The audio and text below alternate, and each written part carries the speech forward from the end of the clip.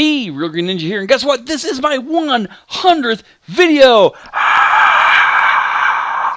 Okay, for this video, I'm going to do something special. I'm going to talk about some of my favorite shortcuts, tips, tricks on how to use the software that you may or may not know about. So let's begin. One of the first very cool tips or tricks that I found to begin with is actually on the customer screen. All right, so we're going to go ahead and go to customer screen here. And one of the things I thought was really cool, and again, I never realized you could do this, is when you pull up a customer screen here, if you double click this prepay balance, it actually opens up this prepay adjustment screen for you. All right. So again, that's different. It's the same as going to aging and then prepay adjustments. Like I said, I thought that was really cool. Again, it's something I learned probably maybe 9-10 months into the job, and I'm like, oh my gosh, I didn't know you could do that. I've been here all this time, and I didn't know I could do that. So the thing is that again, there's really cool little shortcuts and stuff like that. Now, another cool shortcut is if you right-click the customer's email address. Again, assuming you have it set up to send emails and stuff, if you right-click the customer's email address, you can actually hit send email. And again, as long as you're set up to send it, it will pop up a screen, and then you'd be able to send that person an email. Now, I don't have my email set up, or at least I don't think I do. Well, I was going to try to start Outlook, but I don't actually have Outlook configured. But again, you're going to go through, and it will actually pop up a window. If you're using Outlook, it will pop up an Outlook window. If you don't using Outlook, if you just have it set up to email through the software, then it's going to pull that up. It's going to pull up the one that you would see in the software. Maybe one of these days I should configure my email. Okay, I'm going to go to a customer that actually has some active jobs. Another cool trick, and again, not a lot of people know about it. I thought it was really cool when I found out about it. If you right-click the service grid down here, okay, and you send to scheduling work pool or print invoice, print estimate, renew service, enter production, what it's going to do, especially like send to work pool, print invoice, as well as enter production, it's going to do it for whatever the next available Y is. So if I go to print invoice, and then preview, you'll see, there we go. You'll see it's for my first round. So I didn't have to configure anything. So again, like I was saying, it's really cool that you can do that. You can also, again, right-click and then do like enter production, and again, it's going to throw this job on the production screen for you. All right. Of course, you'd put all the rest of the information in. If you right-click, you can tell it to renew service. It's going to pop up the renewal screen. So, like I said, there's a really cool shortcut not a lot of people know about. You can compare against live truck tracking. You can create a new diagram. You can do a state form. Again, I'm not know much too about the state form simply because it's not something that I've been asked about too much. But like I said, it's a really cool feature where you can right-click and do stuff. And if you do send to scheduling work pool, it'll throw this job on the scheduler. And again, it's going to be the next available Y. So if I came into this job and posted production on round 1, then round 2 would have the print invoice pop up. Round 2 would have the enter production in the screen. And so again, like I said, really cool feature. Another trick is if you actually go into job screens themselves, and it's very similar to what I just showed you, but if you double click the printed box of a job, what it's going to do is going to take that job and it's going to throw it on the invoice screen for you. Now I have mine set don't print, next invoice or previous is not done. So it's warning me, but I can override it. So again, there's my round 2 on the invoice screen, so I can print that invoice out if I need to do an individual one.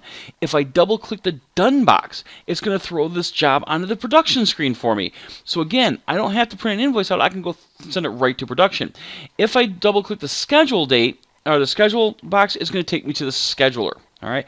So again, double clicking, right clicking and stuff like that. There's a lot of cool little shortcuts and stuff. Okay. Now, one of the next things I want to show you is actually under the History tab.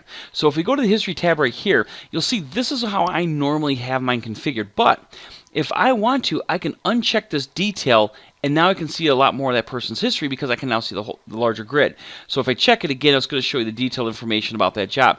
I can also do what's called consolidated history. Let me see if I can find someone that has a little bit more going on with their screen. That was a little bit better. If I do consolidated history, you'll see it again. It changes the view of it, but you'll notice it's a little bit more plain English.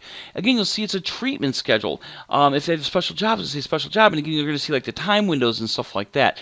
So as I was saying, is you can go through and change how this history tab looks. Now, usually when I do tech support calls, I'll change it to the view I normally like to see simply because that's what I'm used to, but I try to make sure to change it back. If we select one of those services and hit go to, it will take us to the job screen for that particular service. All right. I can also filter. I can also say what kind of transactions I want to show on this consolidated screen here. And again, it's a little bit more plain English. So like I said, it's a really cool feature that a lot of people don't know. So I'm going to go ahead and pop this back to what I normally like to see. Now, another feature, again, a lot of people know about, but it's actually pretty cool, is let's say you want to do a prepay letter or a collection letter or something for an individual customer. You can go to their contact tab, hit this drop down here, and you can select what you want to choose. So, for example, if we want to do a marketing prepay letter and we hit this little new icon, it'll actually throw this customer's number into this letter screen here for us, and then we can configure a letter for that specific customer. But another thing not a lot of people are aware of are action sheets. This is actually kind of cool because it's kind of like a snapshot of this customer's account. So let's go ahead and do a preview here. Okay, so again, you'll see here's all the customer information. These are services. And we scroll down there, there's their mowing. You keep going over. And again, it's kind of like a snapshot of this customer. All right. So again, you know, it's even have like a history down here too. So like I said, it's one of those things not a lot of people are aware of, but it's kind of a neat feature that's in the software.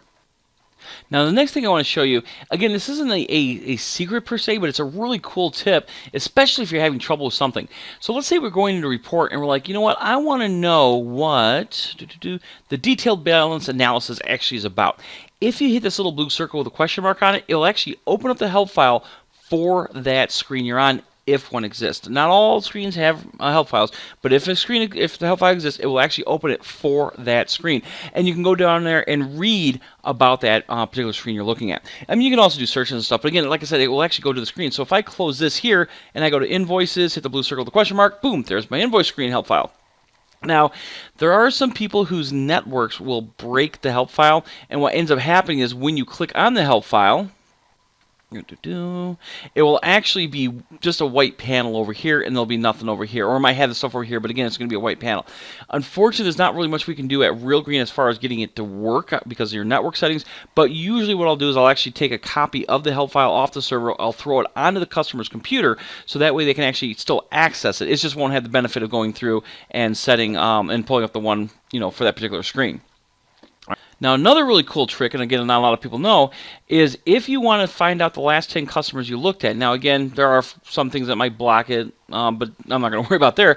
But if you want to, you can hit this File button here, and it's going to show you those last 10 clients that you've looked at. All right. So if you just close some customer screen or whatever, then you can go through and pull up, you know, this list here, and hopefully it'll be one of the last 10 you looked at. Now, if you're in the customer screen, you're going, you know, click, click, click, click, click, click, click on these arrows and stuff and flip through them. Obviously, it's going to make it a little harder to find them, or they're not going to show up here. But again, like I said, it's a really cool thing. Now, another cool feature, if you want to take a screenshot of something, let's say you do have a particular report, and you know you kind of want to say, you know what, I want to show the, I want a copy of in a picture or whatever of this. We can hit File, and then we can say copy screen to clipboard, and then you can open like a Microsoft Word document. You can open up a picture file, create a new bitmap, and open up your Paint program and paste it in there, or you can even print it out on your printer. All right, and of course you can also save your screen to file. Again, this will save it as a bitmap. But like I was saying, is, you know, again, not a lot of people know, but it kind of gives you an idea. You know, if there's some certain settings that you really like to have, and you're kind of worried you're going to lose them, you can take a screenshot of it and then save it, or print it, or even paste it into like a Word document or something. If you're write yourself some instructions to remember for the next year. Okay, the next trick I want to show you is, let's say you export a report out to the customer search screen. Okay, so you know I'm coming here, I go through, grab my report, customer list, I do a preview, make sure it's everyone I want it to be, and so on and so forth. And then I go through and I hit export, and then do export out to customer search screen. Now, it's not guaranteed. This is kind of hit or miss. All right, as far as what I'm about to show you. But let's say you export it out to the customer search screen, and you're going through, you're rocking, and you're doing what you need to do, and then all of a sudden a client calls up, you pull up their account number, and then you accidentally close the screen. Okay, you can hit customer and then recall last customer search export, and boom, there it is. Again, like I said, it's not guaranteed, because if you close the software, it's not going to pull it up because it will have removed that temporary file. But like I said, it's a really cool thing if you've exported customers out to the customer search screen and you need to pull them back up on the list because you accidentally closed. Now, the next tip I want to show you is under activity. Now, let's say you want to look for some certain information or whatever. Okay. Now, again, some of these things you can't look for anymore because, like the credit card number search, well, it's not in there anymore. We don't allow you to store credit card numbers. inside the software itself, or at least you shouldn't be storing credit card numbers inside the software itself. But you can look for a check number. Let's say your customer calls you up and say, "Hey, why did I get a bill? I already paid you. Did you pay by check? What's your check number?" They pull out the information. They give that number to you. You can actually search for that check number and see where that payment ended up going. You can also search for email address. Let's say you get an email from a customer. They didn't identify who they are, and their email is superrealgreenninja@gmail.com or something like that. You can do a search for the email that's on their customer screen. You can also do a purchase order search. Again, most people don't use purchase orders, but if you need to, you can do a purchase order search. Again, maybe you have a commercial client. They call up and say, "Hey, I need to know what services are part of the search order or a purchase order." You can again search for it.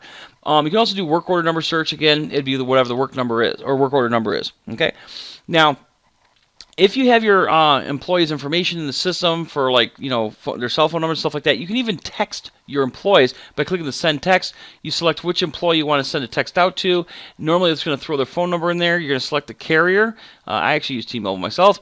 And again, it's going to take this phone number, take this carrier, and create a to email. Because essentially what it does is it emails the provider, the carrier, and then the carrier converts that email into a text. And then you also put who it's from, and then you're going to go through and put your text. But again, you can even text your employees right from that activity menu. Okay, the next tip I want to show you is kind of help to keep the clutter on your Real Green desktop here, the little green area here. If you open a bunch of windows, and I'm just going to grab some windows here. I figure I open that up. I open a customer account. I'm going to jump to a customer here. Open the payment screen. Open the statement screen. Yeah, it's fine. I haven't made some customers. I'm going to open up the call log. Come on. Okay. So let's say again you have a whole bunch of windows open. You can actually go to Window and then tell it to cascade, and it's going to put them in a cascade. Again, it's going to kind of put them in a diagonal. Or you can tell it to arrange all, and it's going to block them all out. So again, if I move things around, I can see that see how those windows are blocked. Now these new .NET windows, they're a little bit different, but again, there's going to be a minimum and maximum size for the windows. But you'll see again, it will cascade, or I will set those up there. You can also go through under Windows, and you can tell it to cycle through them. So it's going to go through, and you can also see here where it says Control F1. If I hit Control F1 on my keyboard, you can't see this, but if I hit Control F1, you'll see it's going to cycle through which window selected. Maybe help move this over a little bit. There we go. Select that. Let's see here. Control F1. Control F1. Oh, maybe it keeps popping the call log for some reason. But again, that's the way it's supposed to work. All right. So like I was saying, is you can do a couple different things, and you can also select which window you want to look at, and so on and so forth. Okay, so I had to pause there for a moment so I wasn't coughing in your ear, and I was playing around a little bit to see what the next thing I want to show you. But again, like I was saying, these are some of the tips. Now, another cool tip is you can actually show or hide this toolbar. If you don't want it to show, you can hit the window and then hit the toolbar here. So, like I said, these are a couple little tips and tricks, things I've come across as I've played around with the software, things that other people have shown me. So I hope these help, and you guys have yourself a wonderful day and enjoy this 100th video.